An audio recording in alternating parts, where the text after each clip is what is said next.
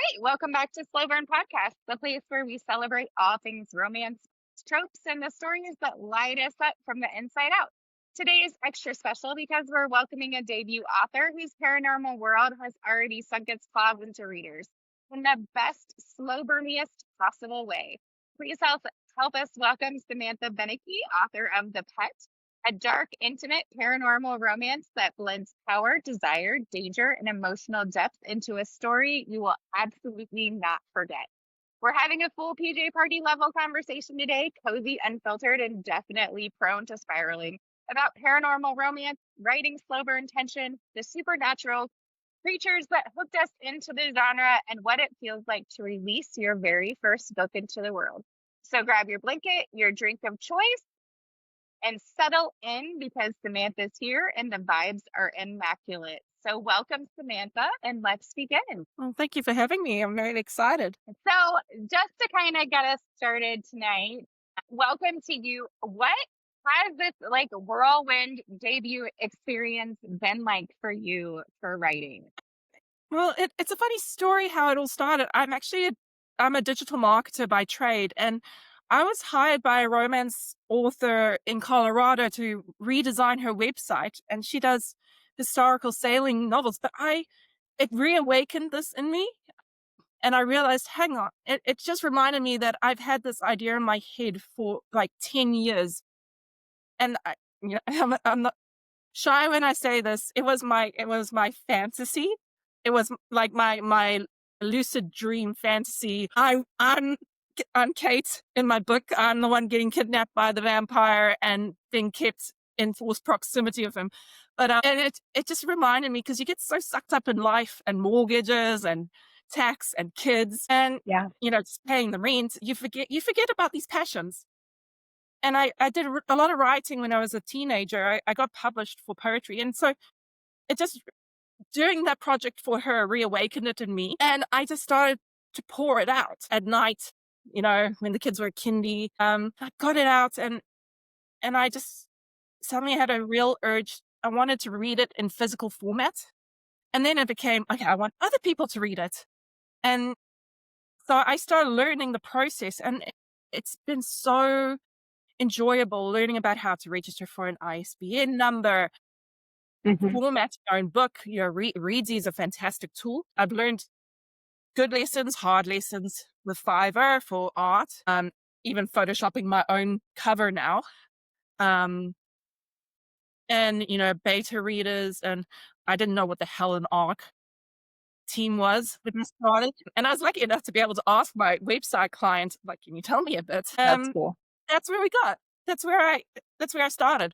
I did not have a massive marketing campaign in place when I launched my book. I was like, yay, it's launched. Now what? So it's been an incredible learning experience, and it's such a rewarding experience going through this journey. My first two reviews were 3 stars with no comments. I'm like, I don't mind that it's 3 stars. I just need to give me feedback. Yes. Um, Yeah. No kidding. and I don't mind 3 stars, but yeah, tell me what I could have done better. As I am learning. I used to have this poster, replace the fear of the unknown with curiosity. So I am learning. I like to learn and think new things. But when I got my first 5-star review from who's now my number one, like, street team fan in Australia, Claire from Tropey Trinkets, and she just got it. She got exactly what I was going for. And I was like, oh, yes. And yeah, it's addictive. It is addictive when you can craft something and people get it and they fall in love with it too. So Right. it's a labor of love. It's definitely early days, but it's reawakened something in me. It's Yeah. yeah, instead of just being a mom of twins and doing my day Right. job, it's reignited something in me. Yeah. Yeah. That. I love that. Paranormal romance is such a vibe. It has such a draw to it. So, what draws you to the supernatural side of love? I've loved vampires since I was 9 years old. Interview with the Vampire, although Yep, I have to say the TV 100%. series, Sam Reed is fantastic with start. And I don't know why they draw me in so much, but I've always been fascinated with them. Yeah. It will not be the only supernatural being I work with, though. Once the trilogy, the Captive Heart series is finished, I am going to dabble into sort of demonology, angels, and then ghosts, which is, and this is all, it's amazing how many people write about these things. But Yeah. yeah, and then, yeah, so I do primarily focus on supernatural at this point. I don't think it's going any, I'm going to change because it's so different from our mundane lives, I think is the key. Yeah, very, and you can use your imagination and make it your own. Um, the vampires in my series have very similar conventional tropes we're all very familiar with when it comes to vampires, but I do deviate here and there, you know, and I'm allowed to. Yeah. Yeah. That's the Yeah. best thing about writing. Yeah. Yeah, you I can think create what makes anything. Vampires and the paranormal like so great is that I feel anyway that they could be real, right? Like you read about mm, fairies and realms and things that don't feel like they could be real, right? Forkling and Akatar, like they don't feel like they could be real. But when you mm, read about yeah, vampires in New Orleans or wherever, it feels like they it can could completely simulate. happen. Yes, Like it that is could probably happen. the key. It is, and honestly, funny story. When I was 17, a history teacher allowed us to write any essay project. I chose do are vampires real, and I did a full like historically, spiritually, psychic vampires. Yeah, it was a very interesting research into it. There's no reason why it could not be Yeah. possible. Yeah. I'm still Right. disappointed that I'm 40 next year and I have not been abducted by a vampire yet, but I'll hold on my breath. Yes. And I'm 42 and have yet to be abducted by one as well. It's very Why disappointing. not? When, Lord? Very When? When sad. is the I, time? I have raised my son. He is 19 now. I feel like I've done my due. It is my turn. Uh, I think you're right. My It's the turn. fact that it could be so real. It is the possibility is there. Funny. It's not a funny story, but I was such a vampire fangirl. I actually wrote Anne Rice when I was 17 asking if I could do work experience under her for my school. Her PA kindly replied saying, her husband's just passed, so no, sorry. But I was like, I still appreciate it. But yeah, Yes. I was a big Anne Rice fan. We have met a lot of Anne Rice fans through this, and she was a phenomenal writer. Yeah, Talking to someone, they said that she was the one who started like yes, the Fae Balls, like I all do. I the. believe so. Yeah. Yeah, well, So yeah. I think she's the first that romanticized vampires. Mm. Hmm. Significantly, I'd say. And, I'm not, you think Nosferatu, sort of evil, decrepit things, but I think Anne Rice was at the forefront of romanticizing them. I mean, I was in love with Angel on Buffy, Yep. even when he was bad. It's fine. I'm a But Gerard Butler from Dracula 2000 girl. yeah, yes. So, are there any misconceptions that readers have about what it's like to write romance or paranormal romance? Ooh, misconceptions. Am I a crazed sex addict because I write? No, no. Well, I gotta say that, r again, getting into this world again and reading all the other amazing authors out there, has definitely made me, it's awoken, like, kinks in me. Like, I read the Enslaved series by Ella Jacobs, and I'm just like, "You've ruined me for all other books, woman." And apparently I like the idea of being chased in the woods by masked men. Thanks, J. Pratt. Yes, you and Miss. Right there together. Found quite the dark romance fetish, actually, with those same things. The Ritual did it for me. Ah, yeah. Yes, and I just I do think that when you're definitely when you're reading, I am not a writer. Maybe someday I would love to be. I think I have more aspirations to narrate audio more than I do to actually write it. I find that when I read, it does awaken a lot. And I love the books that explain it rather than shame it, right? Like explain where it's coming from, explain why they like it. They don't shame you for feeling the way you feel or liking what you like. They just give it a name. Yeah. Like I remember the first book that I read that called it consensual non-consent. And I was like, as a name. Like and Yeah. just feeling like this is okay. Like I feel seen. Like this is not a mental health problem. It's like being okay with what it was like and knowing that okay it's all right that I like this and it's okay that I feel like I need an ice pack between my legs right now. Yeah. The rights, yes, I understand. And I'm really enjoying getting to know other authors. Conceptions is it's such a lovely, supportive environment. I've got a few author friends on TikTok that I talk to all the time. Claire, my beta reader, I still go to her for advice. Like, what do you think of this? What do you think of that? She gets first dibs on pretty much anything. She's amazing. But I did a author collab with Eliza Hampstead, and I have told her from the start I'll always sing her praises for her book, A Code of Knights and Deception. I will shout and cheerlead for her for that book. But she has a far bigger following than me, but she still came to me and said, "Yeah, let's do it." I'm like, awesome. And she actually Awesome. read my Yeah. book. I read her book because she was like, okay, this is my vampire book. We're going to collab on this, not the night book, because that makes more sense. I'm like, cool. And she actually came to me and said, this is a brilliant book. And you know what could make it even more brilliant? Here's some feedback.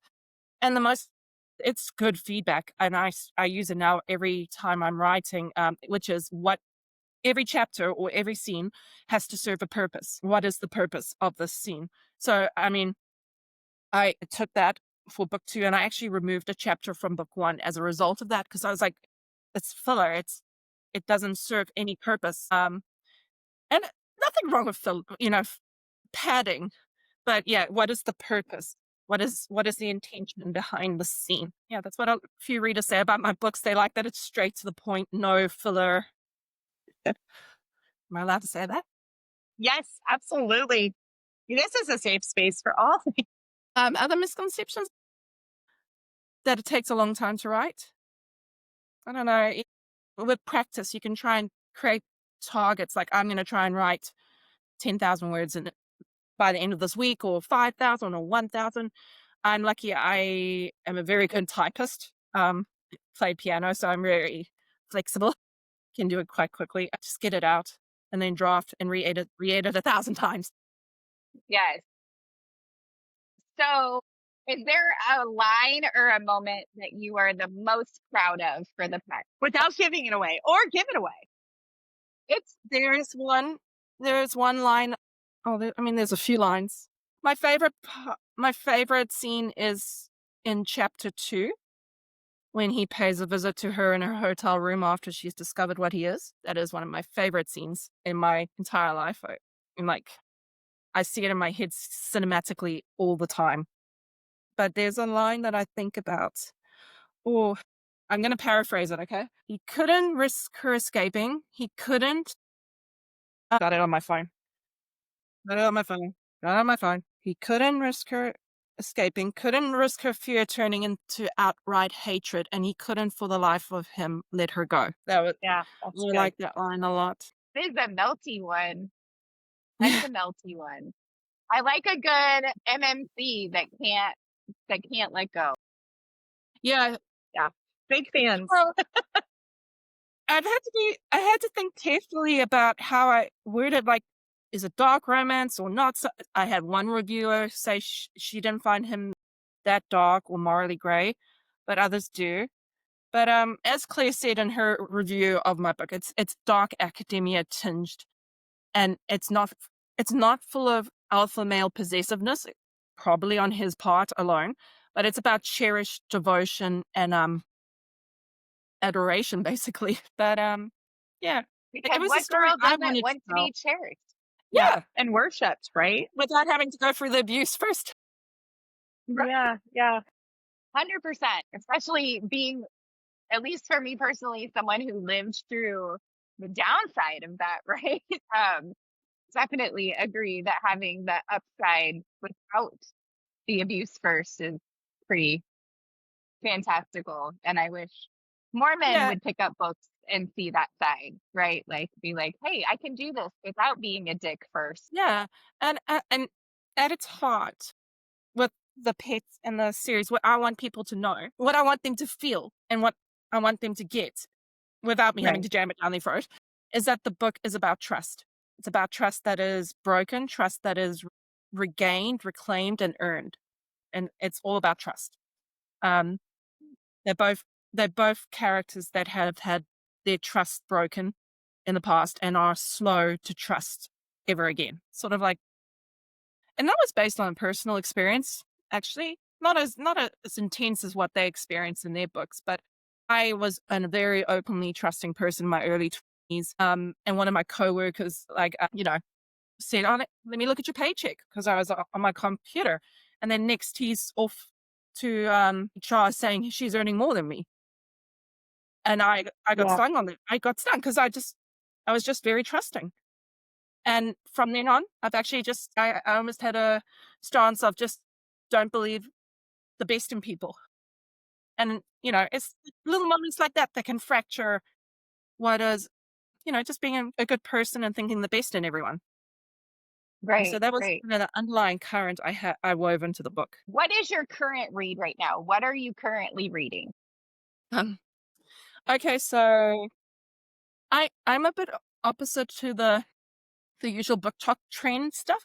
Like I see it, I see what's hyped, and I kind of put it off. I'm not saying I'm not going to read you, but Sure. I'm trying to give other people a chance. I'm trying to find new things. You really got, no, I just don't want to do what everyone else is doing. But I am definitely reading K.M. Morinova's Your Knife, My Heart. I do have a thing for dark military romance.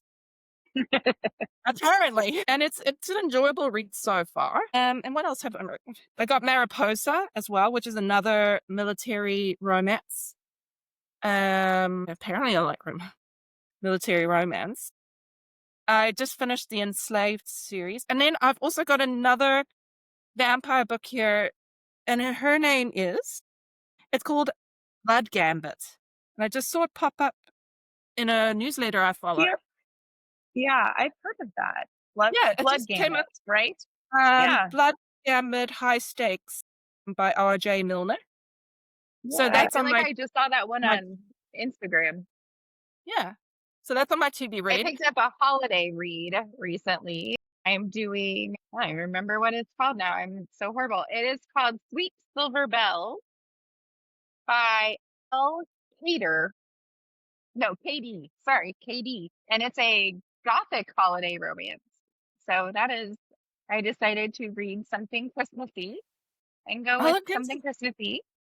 So I'm going a little holiday, but I still kept it dark because I like my dark romances.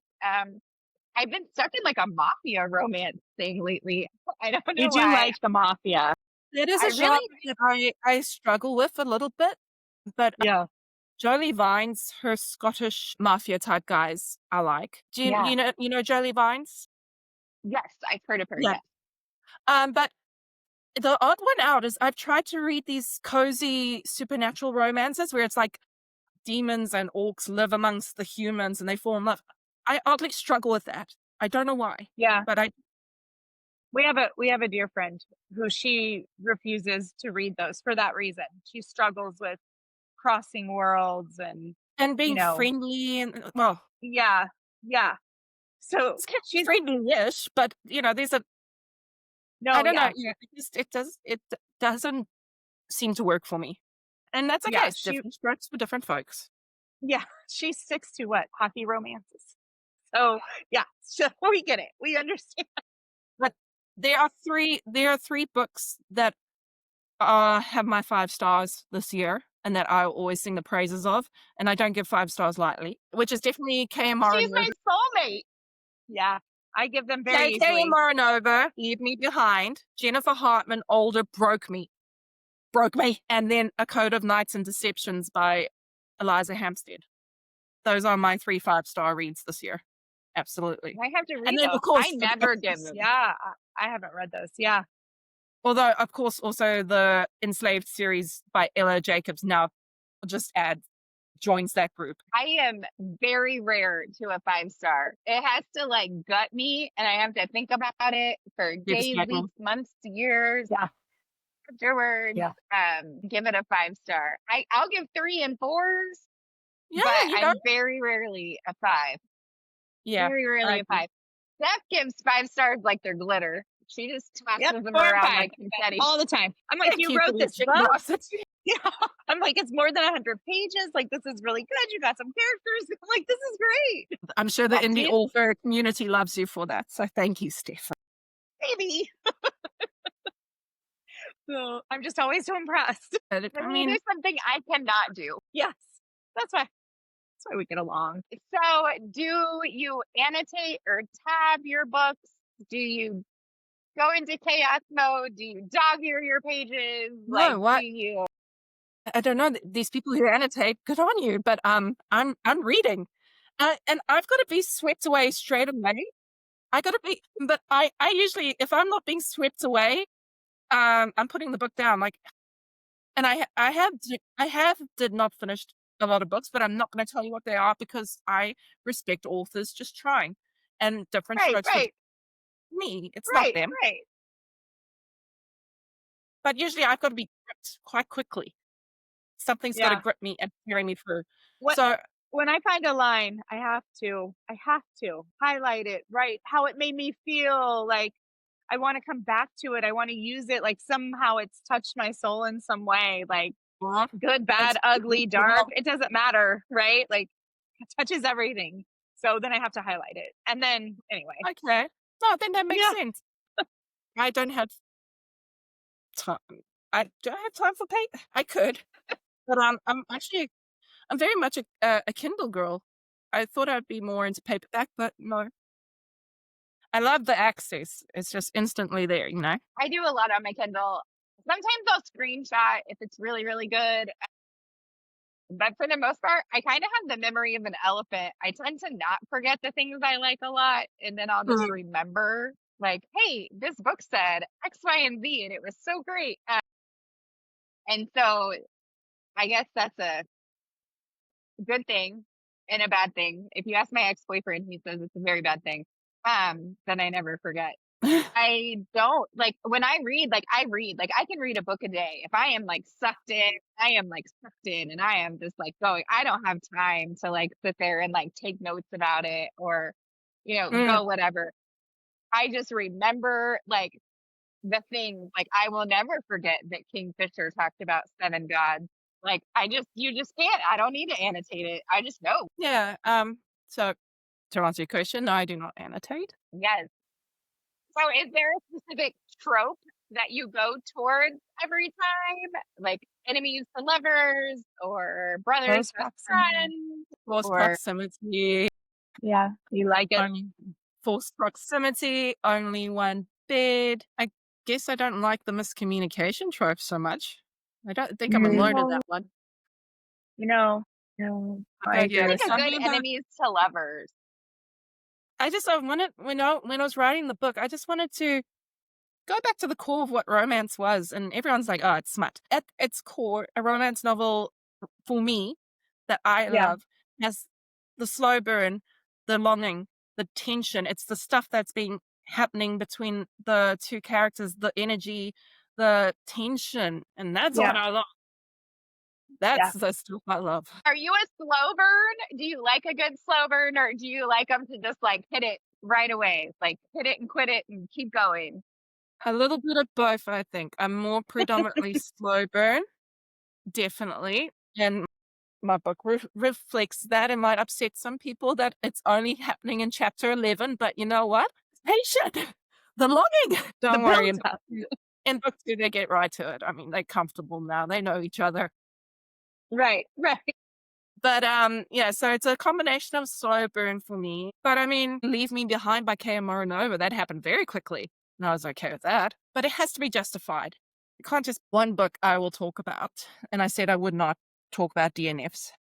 but one, and that's where, English and story writing comes in. And maybe it just wasn't for me. But Kiss of the Basilisk, um, it's I've heard of that. I haven't read it yet.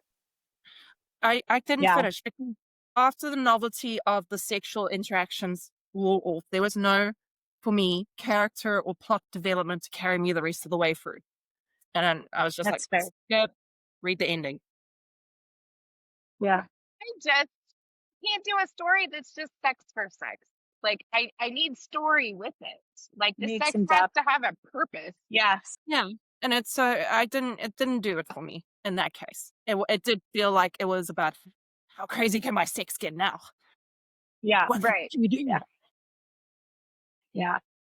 But that being said, I mean, I'm open to imagination with sex scenes. But again, there's I agree with you, Miss. It's about the build up. It's about what leads them to that moment that I think is important. I need it to be realistic. Like I want to be able to like picture it in my head. I don't want to sit there and be like, how did her leg go all the way over here? Like, what? Can- Is it even possible for you to see a dick through the stomach? Sorry, Kay Maranova talks about this a bit, and I'm like, is it possible? I'm trying to. Yeah. Yeah, that's something I'm like, is that realistic? This is all about the details. Like if it doesn't match up, it doesn't make sense. Like, yeah. Yeah. Or when they start like measuring and they're like, I couldn't fit both hands around it. And it was 12 inches long. And I'm like sitting here and I'm like, okay, like I have like, What are the little hands, dynamics but of I this? didn't call, and Yeah. then I'm just like, then they'll switch and they'll go to the back door. And then it's like, they didn't even spit on it. They just like shoved it in there. And I'm Right, like, that a sounds little bit of awful. warmth, please. Right. Right. Right. I was like, can we talk about And this? she enjoyed it? Yeah. So I saw a You know? subreddit that made me chuckle, like expressions that you're sick of hearing in books. And then it made me chuckle that people say the cervix references, like bumping her cervix. Yeah. Like, yeah, Like there's so many other creative ways. there's nothing wrong with it. It's just, Yeah. Yeah. it does sound a bit clinical.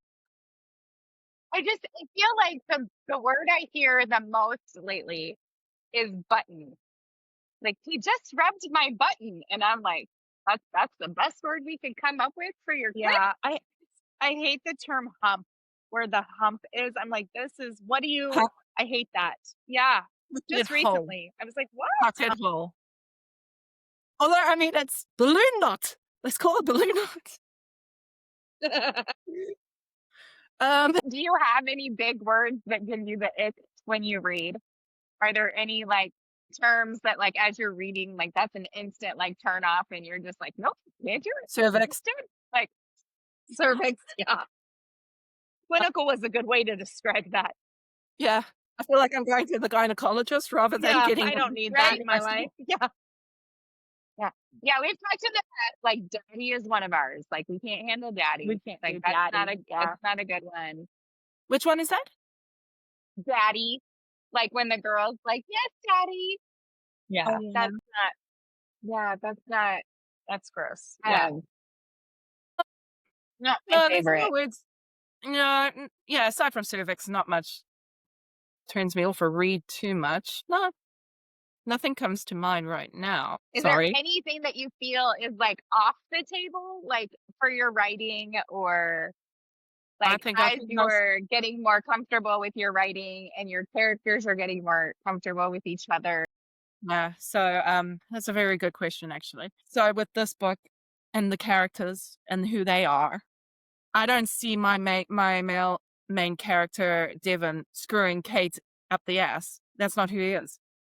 Right. He's a very sophisticated, articulated, aristocratic, centuries-old vampire who absolutely adores her and is obsessed over her for 3 years before finally getting her. That's not who he is.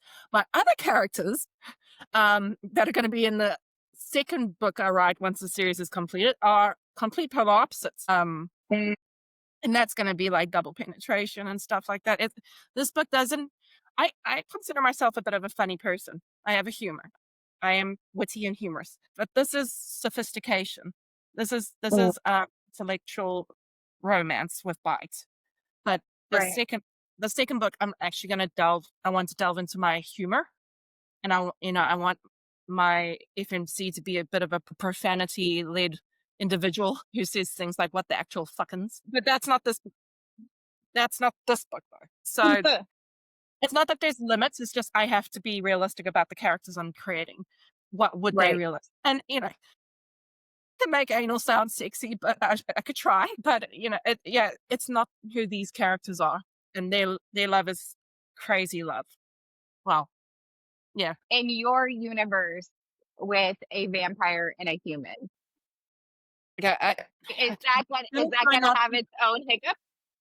going to try not to give away why it's called the pet. In this vampire universe, it's not that vampire human relationships don't happen, but they're frowned upon or usually not recommended. There is an existing relationship between the vampires and humans in this book that is derogatory, and they are. I'm just going to give it away.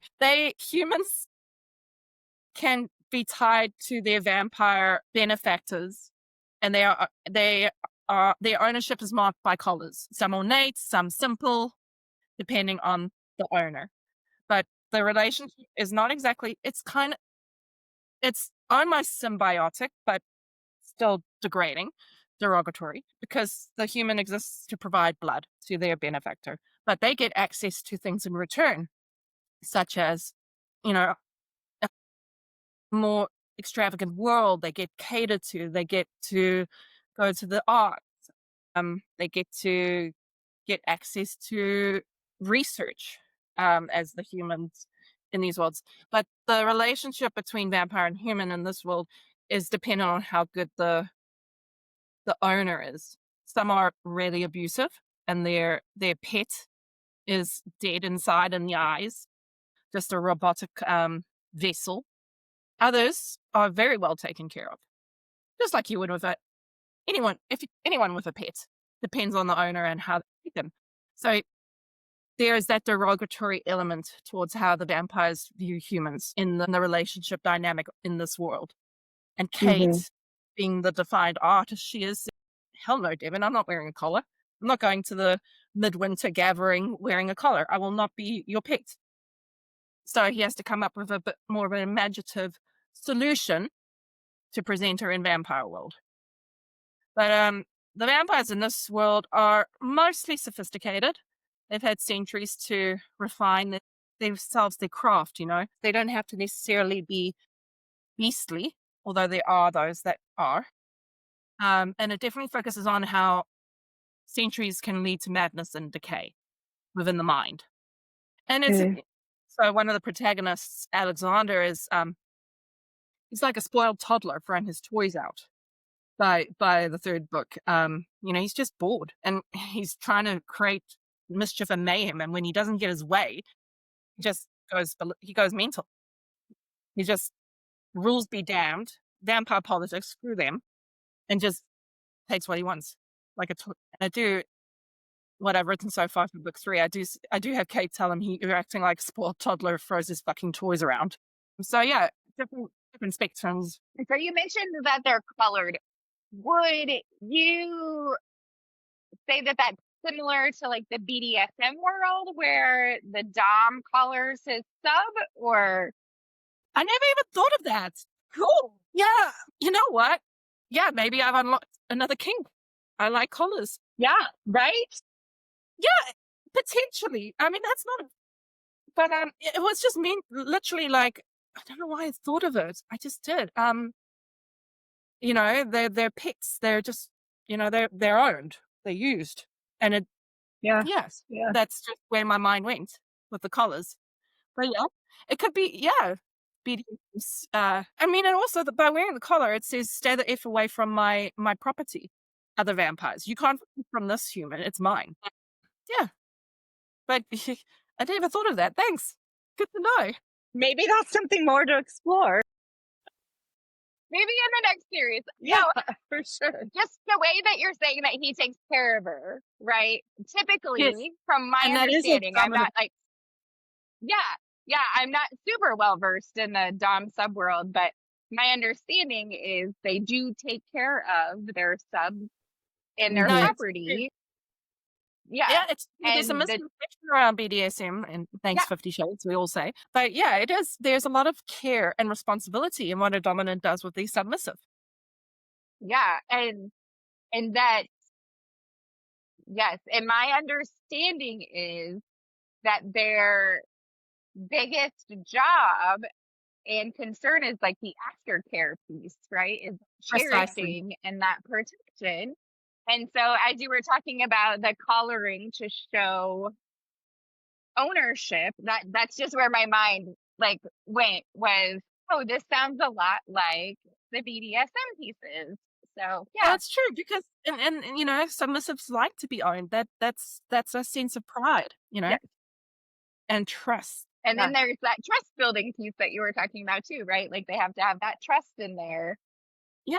So maybe subconsciously, I need to go and write in my thought journal. Dear diary, I realized I like collars.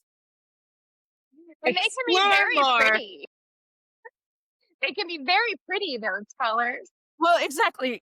Like some of them are filigree, beautiful, very ornate, because that shows a level of adoration that the vampire Hmm. owner has towards his their human counterpart. But others, the abusive ones, it's just like a leather strap or something like that. Yeah. Yeah, that's an important part of the book is looking at the different dynamics between different vampires and their humans, Hmm. and how they treat them. It can be either side of the spectrum. Kate learns that. She thinks it's all bad. It's all like there can't possibly be a positive element to this arrangement between vampire and human in this world. But once she has experienced the first midwinter gathering, she realizes it's a lot more complex than she thought. I feel like all of life is more complex than we thought. So your next is the partner, right? You go from the pet to the No, partner. I know, I know. Not the most imaginative names, I admit, but No, it just no, no. makes It's good. It's So it goes because at the end of the pitch, they actually talk about what are we, and she says we're partners. I'm like, yeah, that made sense. Let's go. So it goes from being the pet to the partner to the one. So book two is Mhm. out at the end of this month, and then I'm working away furiously to get book three completed end of March because again, just trying new things. For shits and giggles, I put my name down on an expression of interest list for a romantic adventure in New Zealand in Christchurch for a half table, and someone fell through, and they contacted me, so I'm assigning all for now at the convention, and I'm like, yay! No one knows who I am, They but will soon. it's fun. Yeah.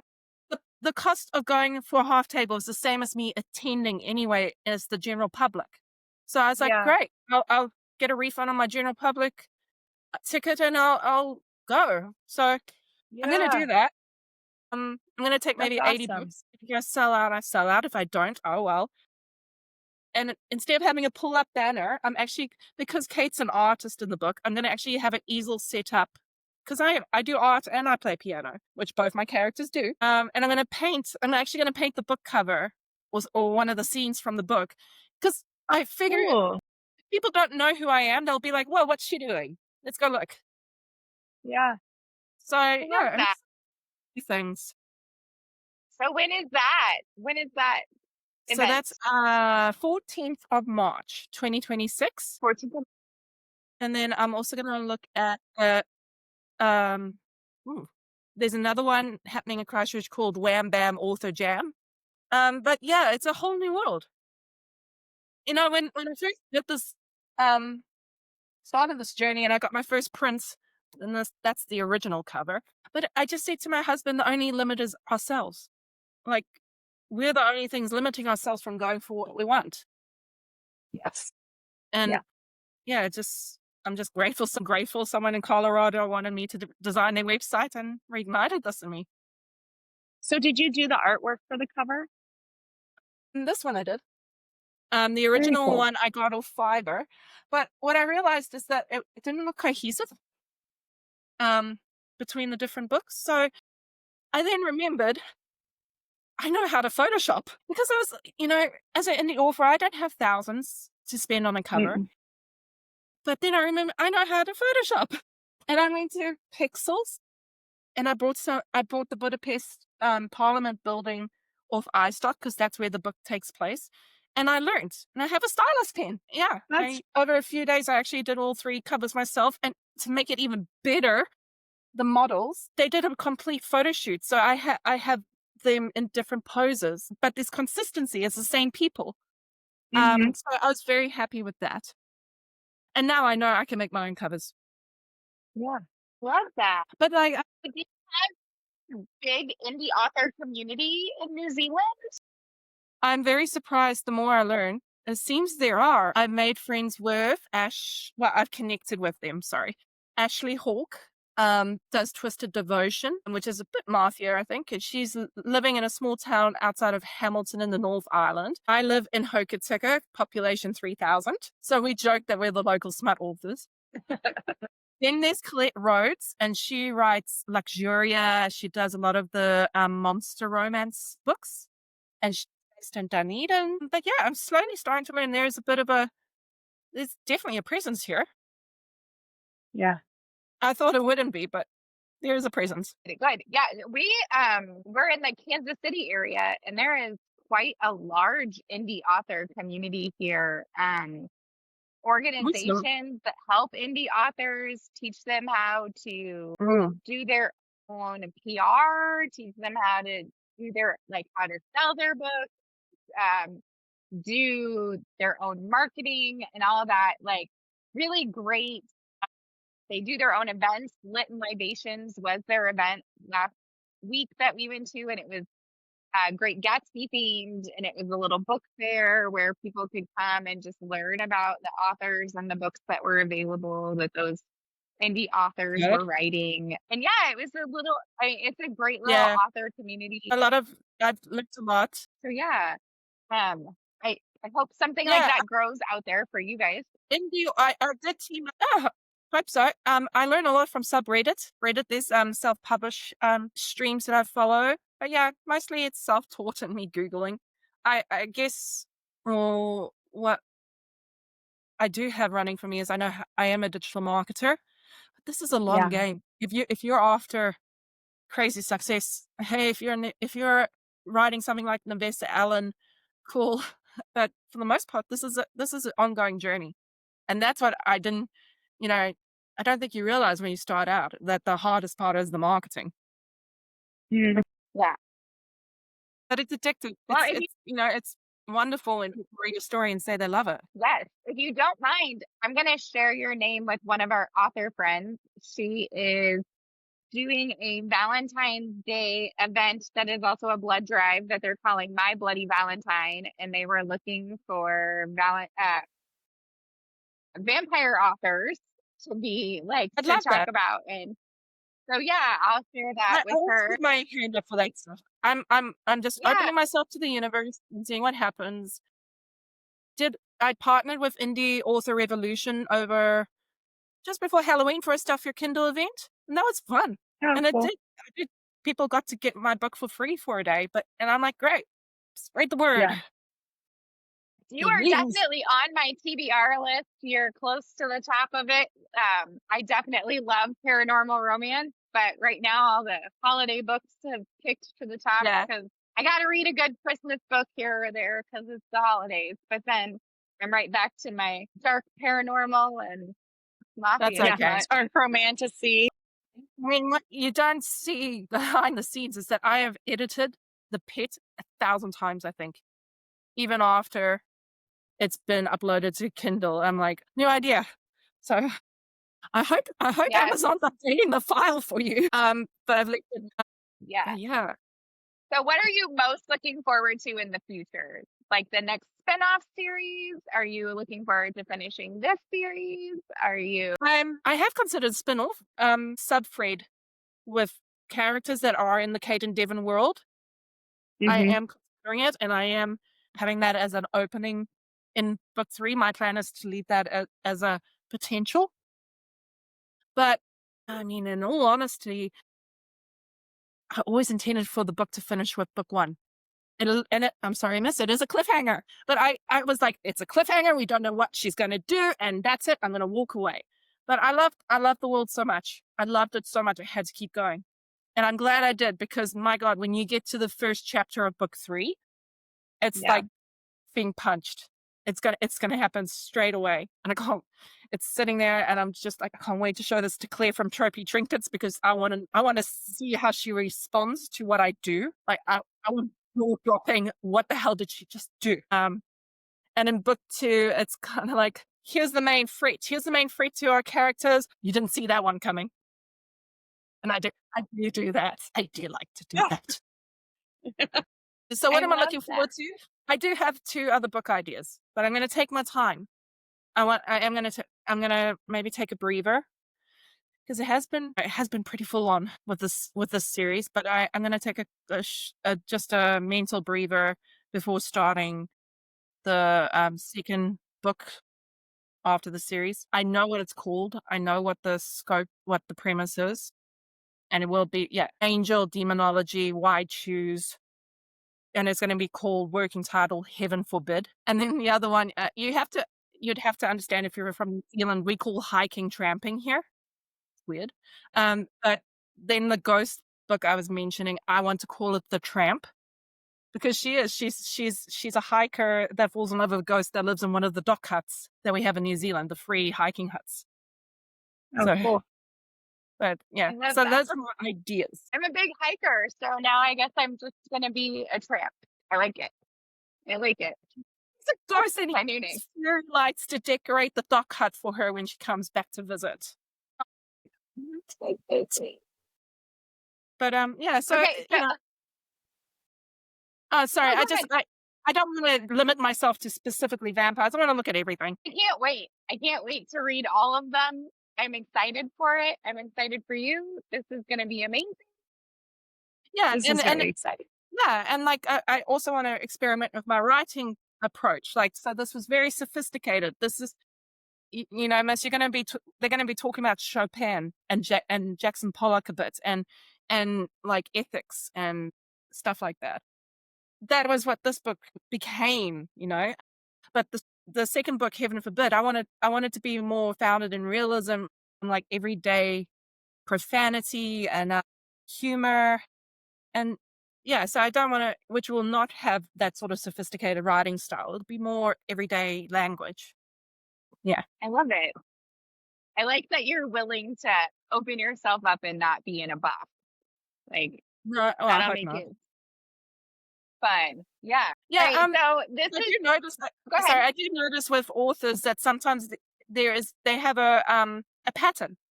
So Jodie Vines, I love her work, but I can tell she has a pattern and a style. Usually, Right. the woman being paraded in the club, exposed to everyone to observe. I'm like, that happens pretty much in every book in that particular series.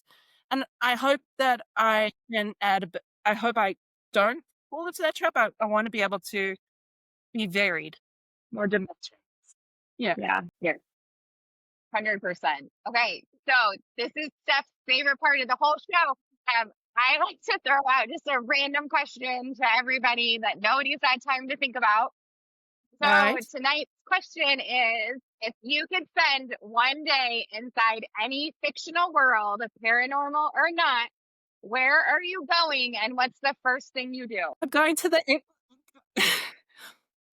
the epilogue of Lights Out by Nabessa Allen, and I'm fucking Josh in the national park, like salmon whipping around in the river. I'm sorry, that's where I'm going. That's where I'm going. I love it. I love it. I love it. Barry the twin. I mean, there is no judgment. This is a judgment-free zone here. Was that very specific? Like, It's very, that's I love exactly it. where I want to be. I mean, I would very much like to trade places with the young lady and the ritual and be with Riot. So it's fine. It's fine. I have no, I vow, you vow, we vow. It's Because apparently I like being chased in the woods by men. I don't mind it. They don't even need a mask. It's fine. Yeah, that's exactly where I want to be. Steph, on my hands and knees in the mud in some forest setting with Josh Hammond. Yes. Yeah. Yep. I mean, there's also the wallflower. He chases her through the woods. Also fine. I would also take him. I'm not picky, really. In the woods, in the dirt, Mm, by a buff 6 foot something man. Preferably yeah. who plays hockey I mean, would be nice. and needless to say, if I was abducted by a centuries-old vampire who says he's obsessed about me longingly for 3 years and wants me to live in his estate in an hour outside of Budapest, I'd be like, I'll pack my bags. There. Right? Thank you. Sorry, kids. Sorry, Yeah, kids. you know how it is.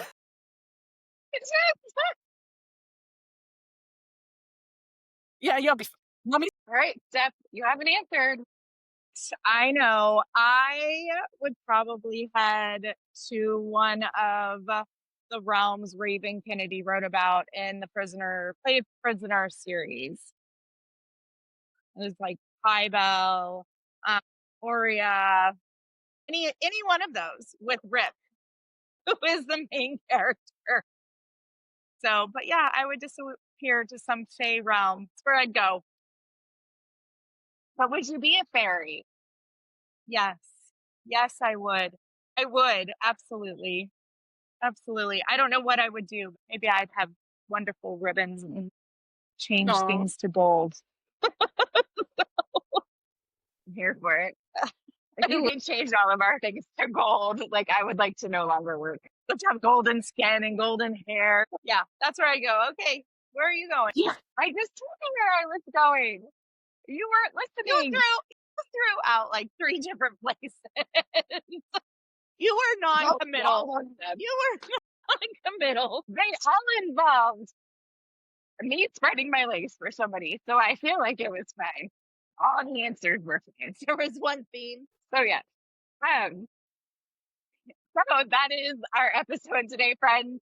Samantha, thank you so much for hanging out with us tonight and sharing your world, your words, and all your delicious paranormal slow burn energy we absolutely live for. So everyone listening, go show Samantha in her debut, The Pet, all the love it deserves. Support your Thank indie you. authors, leave a review, tell a friend, and dive into the dark and dreamy world she created.